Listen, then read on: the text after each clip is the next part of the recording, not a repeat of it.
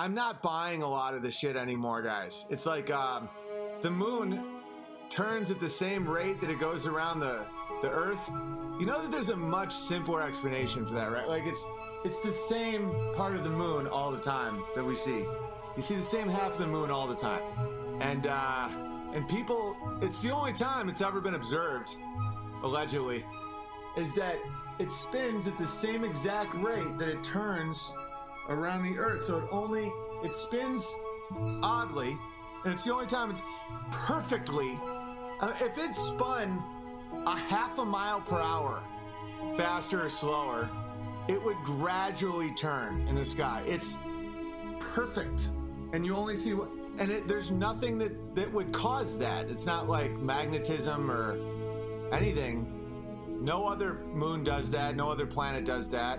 So what we can see and feel has been discredited because we're on a spinning ball, spinning thousands of miles an hour in an infinite void, spinning around a fireball, going nowhere, because a point, an infinitely small thing, exploded, and it's exploding until infinite cooling, and 90% of the matter and energy you can't see, touch, or feel, it's called dark energy, dark matter, and everything is pointless, and human beings are nothing but random atoms that have collided together. No, no, no, no, no, no.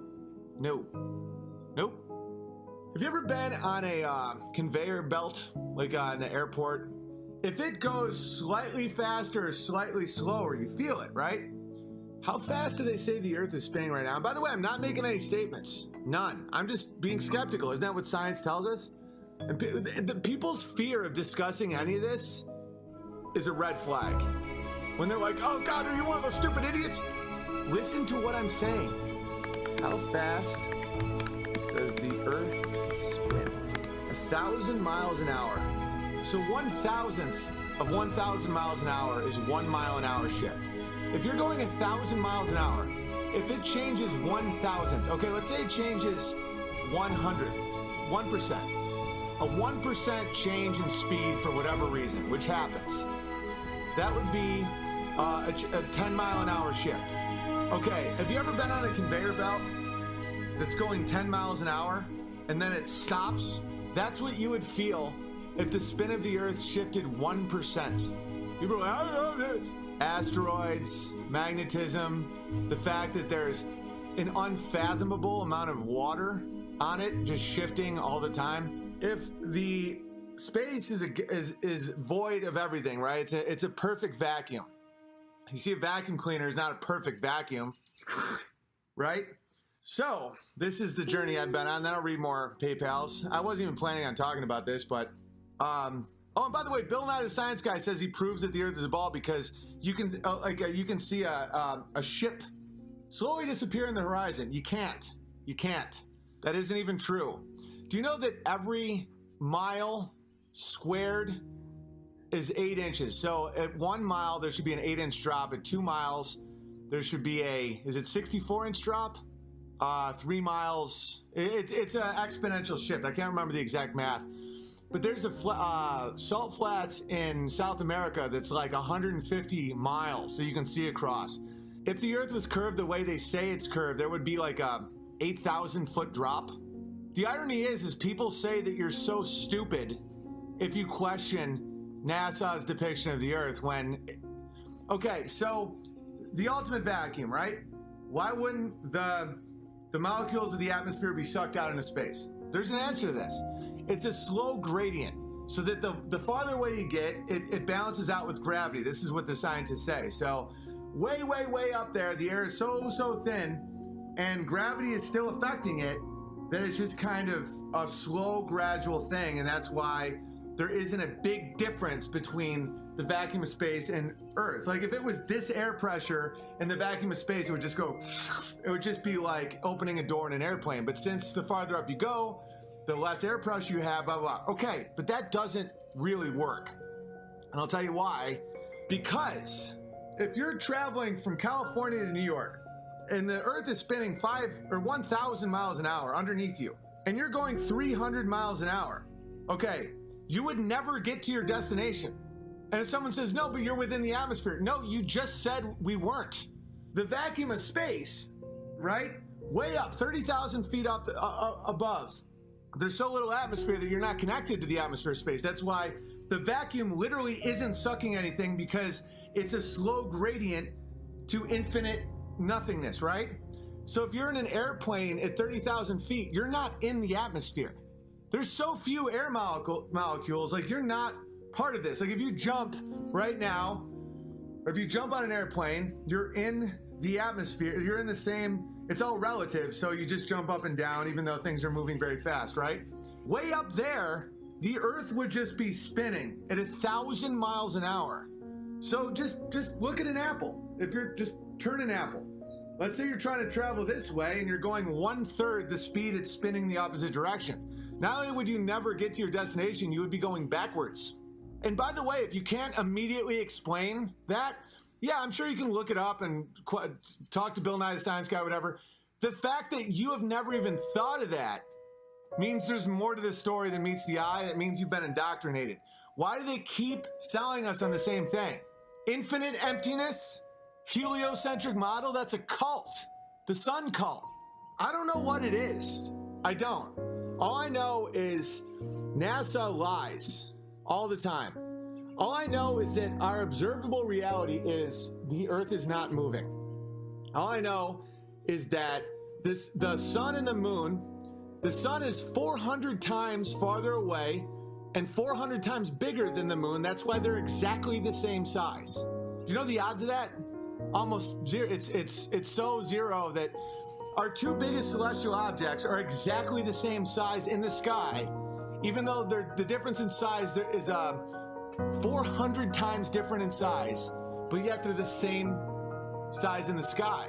That's not a natural reason. That's a lie. That's ridiculous. That's ridiculous. It's like as if like this phone. If I just randomly held up my phone, it's the same exact size of my window, the square, exact. Except now make it huge, make it 93 million miles and just make it the only two objects in the sky, and they just happen to do eclipses perfectly. That's ridiculous. Why would a lighthouse work? How many inches per mile curve does the Earth curve? The Earth has a radius of approximately, 8 inches per mile squared. Okay, how far away can a ship see a lighthouse? 42 miles away. That would fall 996 feet below sightline. No questions, just all good? I don't think all good. There would be 1,000 feet of drop. 1,000 feet. Have you ever shined a flashlight over a 1,000-foot hole? If you're in the bottom of the hole, you wouldn't see the flashlight. Do you even know what light is? What a photon is? Oh, it's a wave and a particle. How? Care to explain how some can be a wave and a particle, depending on who you're lying to? Doesn't add up. Doesn't add up, guys. Doesn't add up one bit. So this is how lies fall apart. One honest person questioning always spirals lies. So when I thought that the vacuum of space, because I don't have an agenda. I'm not in the Flat Earth Society. I think that's a psyop, by the way. The vacuum of space doesn't suck out the atmosphere because it's such a slow gradient that up there isn't really atmosphere. That it counterbalances with gravity, inertia, all these forces, so that the air molecules just kind of stay in a haze and there's basically no atmosphere whatsoever, to the point where a perfect vacuum doesn't suck it, right? That's where the planes are. If an Earth is going 1,000 miles an hour underneath a plane, and a plane's going 300 miles an hour, how on earth is it traveling west to east?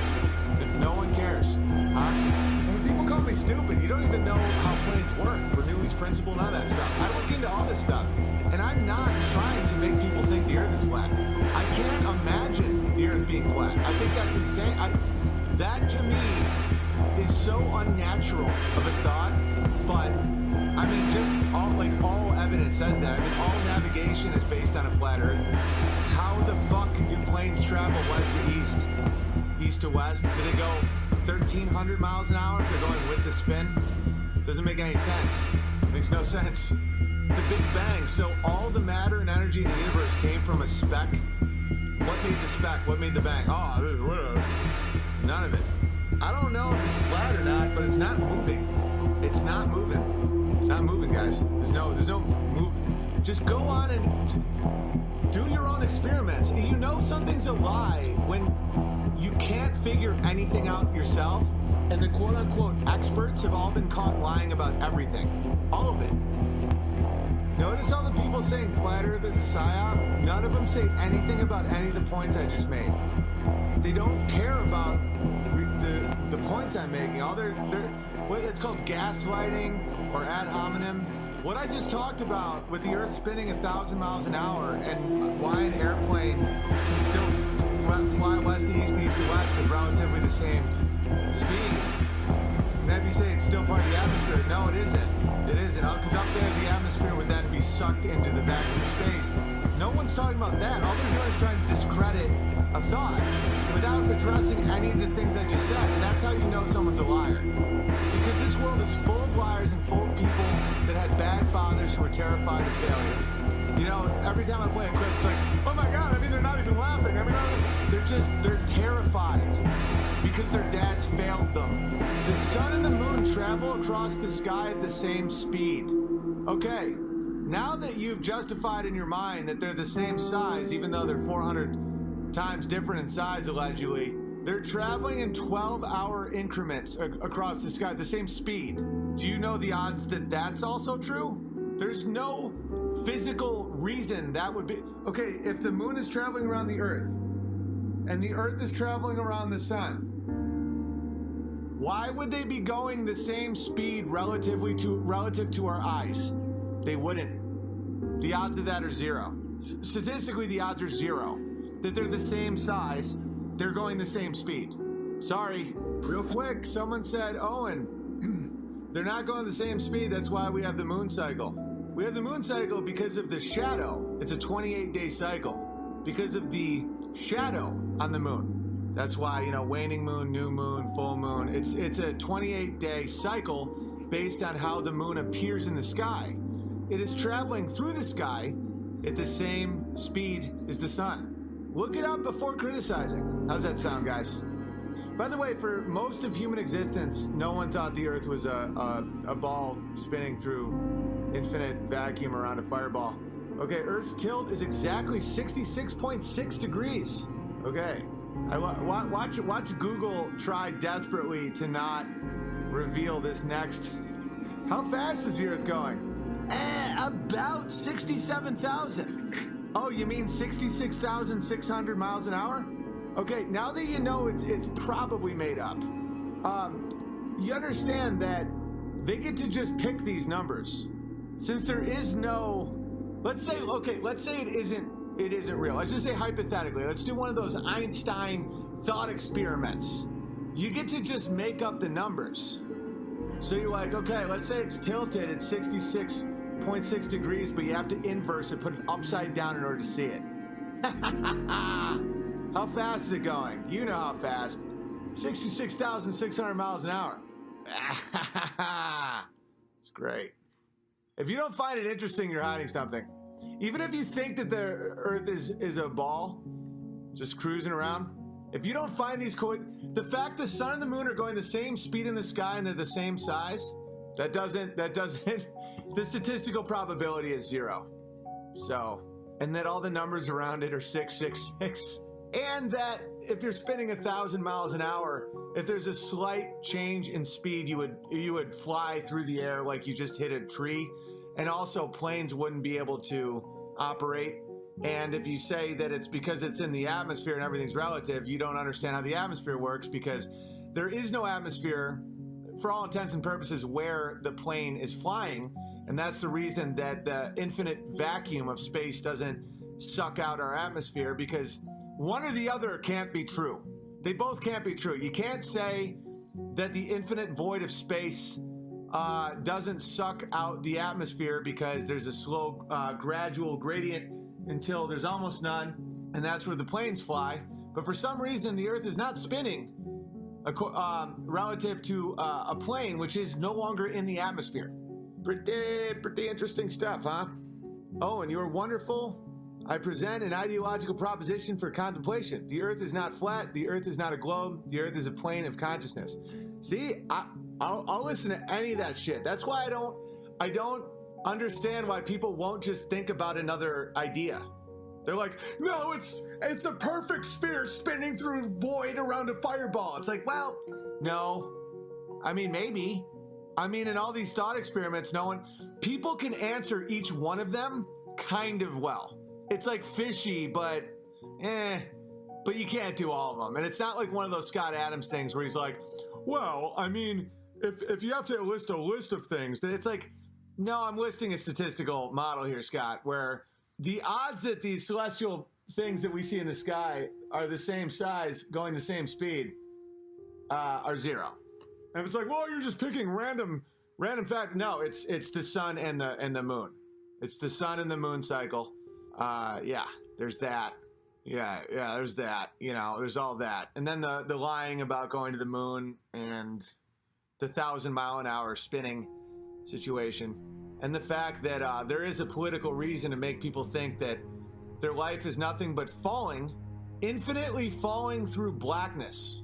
When we live in a beautiful, wonderful world full of life and happiness and joy and gratitude and beauty and colors and goats and wives and children and music and no, you're falling through blackness forever. Sounds like a Jew to me made that up. I don't know about you guys. Regarding the moon, I live where the Truman Show was filmed.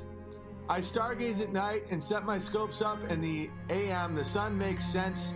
The moon is a huge question. At night, there are so many stars, it makes me wonder for sure. You are correct. There's something not natural regarding the moon. Yes. Or there is something natural. It just isn't what they say it is. I am not saying what is in this situation. I'm saying what is most likely not. I don't know if the earth is flat. I don't know if the earth is a zigzag. I don't know if it's a giant dick that we're all just on some dude's dick. But what I'm pretty sure it isn't is a ball of magma and water spinning 1,000 miles an hour through a vacuum. That isn't what is. I don't have the hubris or the experience or the know-how to say what is in this situation. Like, I don't, maybe we have gone to the moon. What they showed us they did not do. Outside of that, I don't know. Maybe there's a fucking elevator that goes to the moon. Maybe it's on a string. I cannot prove what is when it comes to something so mysterious, but it's very, very easy through hypotheticals to prove what is not. Now, I'm less confident about the shape and nature of the earth simply because every instinct of my body thinks it's a globe spinning through space. Because I've been told that my whole life so many times that at this point it's like a language. I revert to it no matter how I think. That being said, none of that makes any sense. All right, moving on. Oh, and I will answer all of your questions about the Earth. The reason the atmosphere doesn't fly up into space is because objects don't move unless a force acts upon them. Okay, what force is acting on the atmosphere other than the Earth's gravity? Okay, so if I have a straw and I go, right? Nature abhors a vacuum, right? So when I make a vacuum with the sucking into a straw, it goes up. If you open a door in a plane, all the air just immediately goes out because things like to make, like osmosis, diffusion, all that stuff, they try to get a balance. So the force of gravity, which is so weak it can't be measured, by the way, the strong force, weak force, strong force, weak force, force of gravity, and magnetic force, all the forces acting on an atom, allegedly. The gravity is by far the weakest, and it can't even be measured, and no one really understands it. And if you think you understand gravity, you're a liar, because even Einstein didn't understand gravity. Okay, so gravity is so weak, and it's, by the way, gravity is measured based on the distance from the center mass of an object, right? So 30,000 feet up, gravity is so weak that the atmosphere is so thin that it's just kind of in a haze. There's just not a lot happening up there. Okay, what force is acting on the atmosphere other than Earth's gravity acts in the direction of the center of the Earth's mass? What you're saying is nonsense, by the way, just to let you guys know. So when you say, I will answer all your questions about the Earth, you are not. Let me read what you just said again. The reason the atmosphere doesn't fly off into space is because objects don't move unless a force acts on them. You sure about that? So you think that, oh, I get what you're saying. So the density of molecules in air is what pushes into a vacuum, right? So the higher the air pressure and the bigger the shift to the vacuum, the more it goes, right? So what, I know that. We've established that. Okay, the atmosphere moves with the surface of the Earth. The atmosphere 30,000 feet up of the Earth is not moving 1,000 miles per hour relative to the surface. You have assumed this is what is happening, but it's not happening. Is this the point you're trying to make? The atmosphere moves, all right. How do planes travel east to west? The atmosphere moves with the surface of the Earth. The atmosphere 30,000 feet above the Earth is not moving 1,000 miles per hour relative to the surface. I know that, obviously. Wind speed, tail speed is like what, 100 miles per hour max? You have assumed this is what's happening. No, I'm not. Look, if this is a plane and this is going, let's say the Earth is going 1,000 miles an hour. Let's say this is going 300 miles per hour, ready? 300 miles per hour, 1,000 miles per hour. Okay, Doppler effect. Like if one car is going 10 and one's going 30, that car appears to be going 20 miles per hour about from a fixed position. This is basic. This is 101, guys. You have assumed this is what is happening, but it's not happening. No, I have not assumed. You've assumed my assumption, which makes you a faggot. If you want to know how far away you can see an object, you need to take into account the height of the object. There are online calculations that will do the, okay, so is your average lighthouse 1,000 feet tall? Good. Every experiment conducted has proven that these calculations are perfectly accurate. Any other questions? Yes, you answered no questions. So, if a lighthouse can be seen 46 miles away, that curvature would be 1,100, between 900 and 1,100 feet. Okay, so if you think the lighthouse is 1,100 feet tall, I'd like to see the lighthouse. Also, what you just said about the atmosphere moving, you said you assume the atmosphere is moving 1,000 miles per hour. No. In fact, I'm saying the plane is outside of that atmosphere. And by the way, if the Earth is spinning 1,000 miles per hour, it would have gradients all the way up. Like if this air is going 1,000, what you just said doesn't mean anything. And I really hope people see through your nonsense. Very small super chat, by the way, Jonathan. Very, very stingy for all the attention you just required. Hey, Big Bear, Gingerbread Bear here. From conversations with my mother told me about the Big Bang is that during the time of when God's creation, back during the creation, the concept of a day, the first 6 days, could be eons and eons long because the concept of a day didn't have a definition until God created it. Right, yeah, Eden and man. Love you, Big Bear. Kids are awesome. But yeah, God created time. You just have to admit God, which these atheists won't. They only care about their own penises. Globe Earth has almost nothing anymore. I've like looked into this now for months before I wanted to talk about it at all on a stream because you get so beaten down and mocked, and I didn't want to be wrong, or I didn't want to even, because I could still be technically wrong maybe, but I'm not proposing what it is. I'm just saying what there. It's kind of like evolution, you know, like what Vox Day just was interested and just crippled the theory with math. There's no evidence that the Earth is a globe, none. And everyone you think that, you know, every one of the ones that every time you think that they have something to prove, their only proof is they're like 2,500 years of science has brought us to this perfect view of the world and the Earth. In the 1920s, people still thought the world was flat. Egypt, you know when the people that made those pyramids that we still don't know how they did it, they thought the world was under a dome and flat. But everyone's like, yeah, but Bill Nye is most likely a pedophile who has less of a science degree than my wife, who's a stay-at-home mom. The heliocentric model is a lie crafted to set up the alien deception, which will actually be the fallen angels. I believe completely in the alien. They're setting up the alien deception. That's why I don't believe in aliens at all. I spotted that rhetoric a mile away. When you have Bill fucking Clinton and Obama and Bush and these assholes, and they're all like, "I'm not allowed to talk about aliens." It's all a lie. They lie professionally. You know, Barack Obama looked in the camera and said there was a wage gap. That women make 77 cents on the dollar. They're setting up. They don't know it. I don't think they know about the fallen angels plan. I don't know about the fallen angels plan. All I'm saying is they're trying to make the public think that there's aliens. When you turn on the History Channel and all day, every day, it's ancient aliens, that's programming. Do you think you're going to get to like the real heart of the matter on a cable network that you didn't want and they just pump in your house for free? You're retarded. Cody, hey, Big Bear, Pale Rider Bear here.